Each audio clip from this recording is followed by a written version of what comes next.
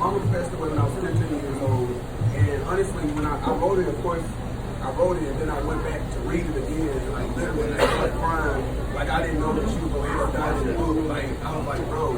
So there were other parts that I wrote, because the book, it was never supposed to be a book. There were parts that I wrote that said for therapeutic reasons, and I wrote from a place of hurt, I wrote from a place of pain, and then when it actually became a book, I had to go back and revise it because I didn't want a skewed perception of anybody to be released to the world. So I had to go back and write it from a place of healing, and that's what you're going to receive in the book. So how did you know that you were supposed to write a book? Like, why a book? Out of all the things, why a book? So really, I'm telling you, it was not a book. It was me writing. I write better than I talk. I can put together words like no other. So for me to put it, I just literally I think I started this in like 2013, 6 years ago. It just was writing down things, stuff that wasn't going right. That's why when you read the book, you'll see that there are specific dates, and that's because I was basically keeping a journal of things that were going on, just writing for my therapeutic reasons. And then at the end of the day, I was in church. I moved here in 2016. I was in training center one Sunday, and he said, you know, everybody loves a good story, and the devil made you go through it, so now make him pay for it. And that's where it all came together released in the book. So tell us about a little bit of your stroke that happened. Like, I know that was a big part of the book. So I had a stroke in October of 2015, and basically, I don't want to give it away because it's like, it's so much leading up to it. But one morning, they found me unresponsive by my truck. You'll get to my brother's name is Cindy, my sister's name is Brittany, and they contributed to that. Like, they wrote about their experience of when they got the call or where I was and what I was doing. However, I have another sister, Kyla, who did not contribute. However, she was there. I was at her house, and I was not unresponsive at the time that she found me. I was just out of my mind to where I couldn't talk. I couldn't really form words or whatever. And they literally had to handcuff me because I was trying to fight against them. The police had to handcuff me into the ambulance thing. I was trying to fight against them. I guess trying to make them understand, I'm not sure. But Kyla's mama was there as well, and she told me that Kyla and I had like a moment where we were staring in each other's face, and Kyla was telling me, don't go, and telling the ambulance, don't lose my brother. And so basically by the time I made it to the hospital, I was completely unresponsive. And it's kind of weird because they say unresponsive, but my brain activity was still normal. So I couldn't talk, I couldn't do anything with that. But because there was substance abuse prior to, my brother said that I kept waking up telling them I didn't take anything. And so that was like my way of letting them know, like, find out what's going on, because it's not me this time. But come to find out, I had a stroke, a mild stroke, and they diagnosed me with epilepsy as well, because at the time I had a stroke, I had seizures. So I was in the hospital, I couldn't walk, I couldn't talk, but they said that I was showing out. Like, if y'all know that it is, like, on that day, it's actually coming up. You'll look on, like, you know, Facebook shows you a memory, and my sister has memories of Facebook of things that I said while I was in the hospital, and it's still me joking, being me, but I don't even know.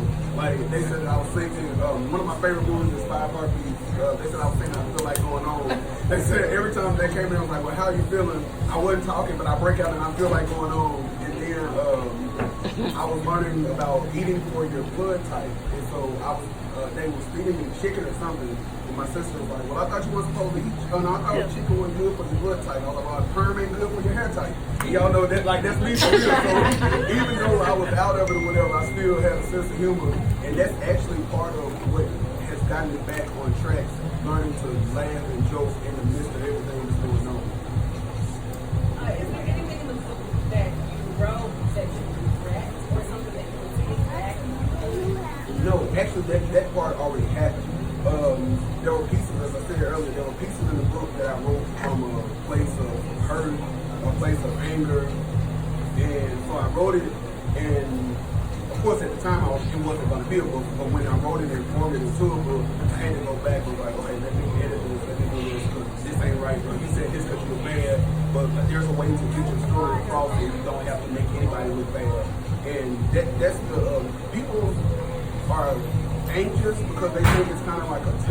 and I'm bashing this person or bashing that person. That's not.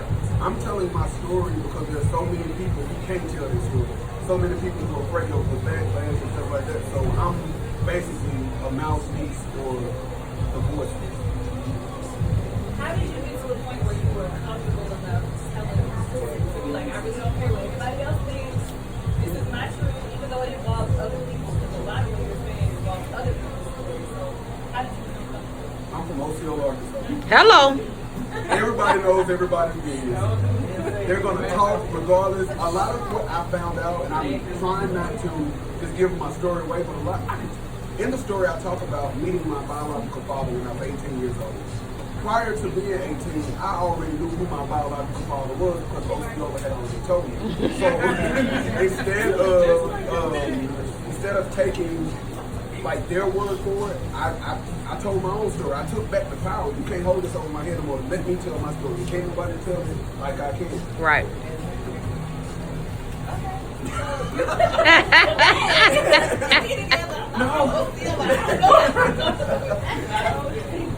So, can you read a piece of the book that you like? What's your favorite part? She went right to it. I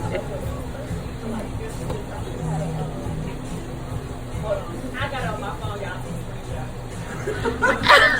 Y'all, I be texting him questions about the book as I read the book. So in chapter 2, he's like, I don't know what chapter 2 is. So, Like literally last night, Dario, he told me I was being shady because, like, y'all, I really do have a way with words when I'm writing. I'm like, no, but that ain't what that means. But it's still funny how it could be interpreted. And I am literally excited to see how y'all interpret it. So just like give me your feedback and let me know.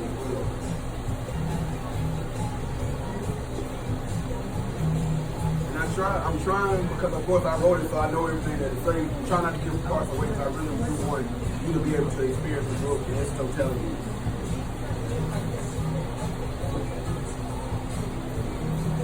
Oh, yeah.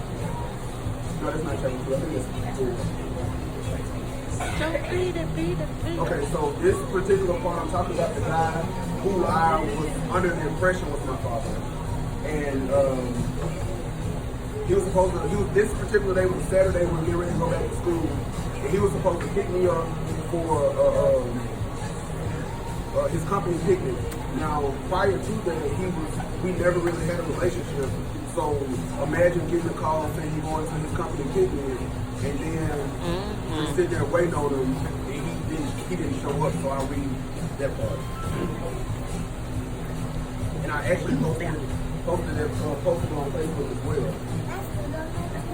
It says, one day during the summer while I was going to the 4th grade, my grandma called me and said that her son was going to take me to his company picnic.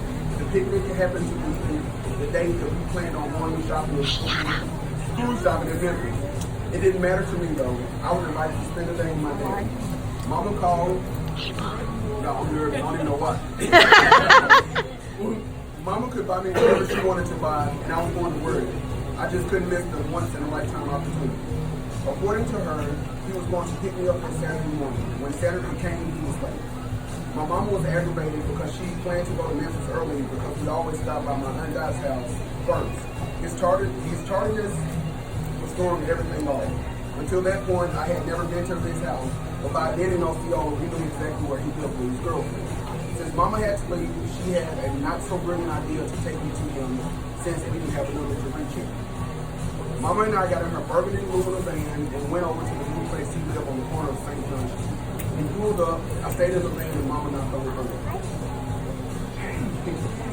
His girlfriend opened the door, my mama spoke and introduced herself and asked if he was there.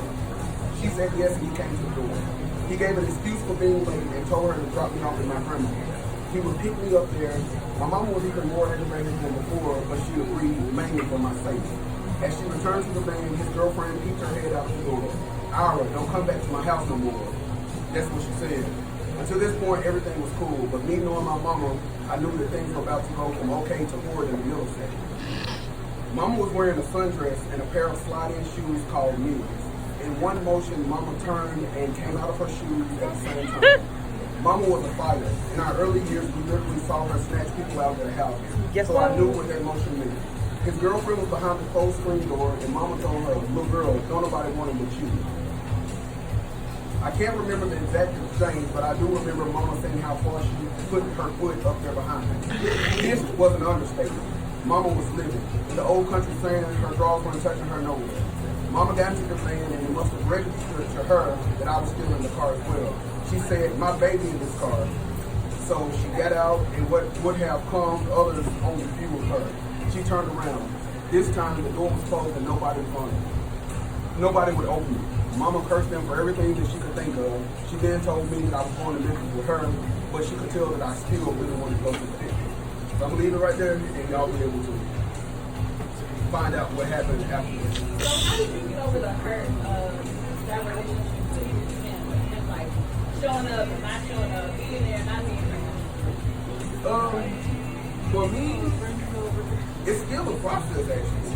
And if I'm being completely transparent, although I do know that he is not my biological father, there's still a little boy inside that still longs for something. Like, I can't even really explain it. And although I do know that healing is taking place, I know that I'm not angry with him anymore. I know that I've forgiven him. There's still a piece of me that's like, man, like, I wonder if I do they call me. I wonder, like, it's just something that was there because that's the daddy that I had always known.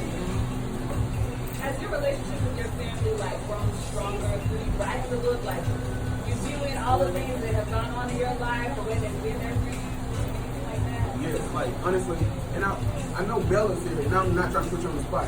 But when I was in the hospital, were you one of the ones who were there that day I got up?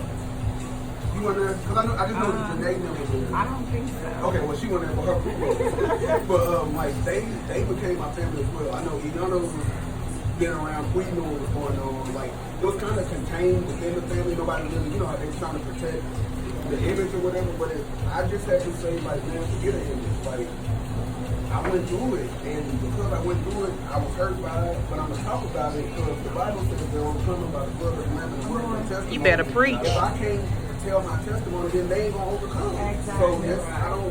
The family. We've become, like my brother, of course, he helped write it. My sister helped write part of it. I got like cousins who gonna play me in the movie, so I guess like everybody's okay with it. So what is your hope for this movie? What do you want it to become? Healing. If you can have one thing to do with it, what do you want? I want to, like I said, I'm a voice for those who can't speak their truth and speak their story. Like there are people, literally, one of my friends texted me, and the friend said, like, our stories are basically identical almost, but the friend hasn't told his or her story, but they're living vicariously through it, so it's still helping people. And that's all I want to do. All I want to do is help. Like, even if, you know, I'm not trying to say, oh, I told mom that you got to tell the world. I just want you to know that you're not alone. Like, there's somebody that went through everything that y'all, like, if we go down the list and check everything, when you read it, you'll be able to say, oh, wow, he can identify with me. So when I was going through stuff, I thought I was by myself. I didn't have anybody to talk to. Everybody was, even when I was in church, I'm telling you, it was like the message was that I was looking for a pity party, but I was literally looking for healing, and it just didn't happen. So y'all know in the Bible where Moses, when God was trying to tell him he was trying to run, and God was trying to tell him to go back to Pharaoh. He saw the burning bush, and then it was an earthquake, and he didn't hear God at any of that. You know, really in the still small voice. Like all of that happened to me, and I didn't hear God in anything that He was doing until it was me by myself. My mama took me the day I got out of the hospital, and I wrote about it. I didn't know that I was going back to OCO. I was in Little Rock, which is 3 hours away. I got in my mama's backseat of her car. They put me, you know how they roll you out when you're in the hospital. They put me in the back of her car, and I went to sleep. And when I woke up, we were crossing the track in OCO, and I was mad, but it wasn't really nothing that I could do. But in that moment, that was my still voice. That was when I was away from every distraction that I had and was only able to hear God. And one Sunday morning, my mom was, she loved Joel Osteen. She was playing Joel Osteen. And that one I thought I was like, I just expected to die. I had a stroke, I had seizures, I couldn't work, I couldn't do anything. And Joel came on, I said like I knew him, but he came on the TV and he was preaching and his message said, be productive where you are. So it inspired me to do so much. Like I started writing, that's when I started writing again, like to finish the book. That's when like I started writing music again. That's when I started assisting Yana and traveling with her. Like all of that happened right during that time where I couldn't do anything. And the rest is history. Great. Y'all can find me AJ Young on Instagram, AJ Young Facebook, DAJ Young on Twitter as well.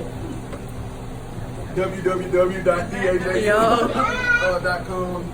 And so let me just tell y'all, when I reply to messages and stuff, I try to be as professional as I can, but y'all my folks mainly. It's me y'all talking to, so y'all ain't talking to no sister or nothing like that, but it's me. So if you want to send me a message, let me know. And it'll be me that you're talking to, but I do appreciate y'all for real, because this has been one of the hardest things, and even leading up to today, I've been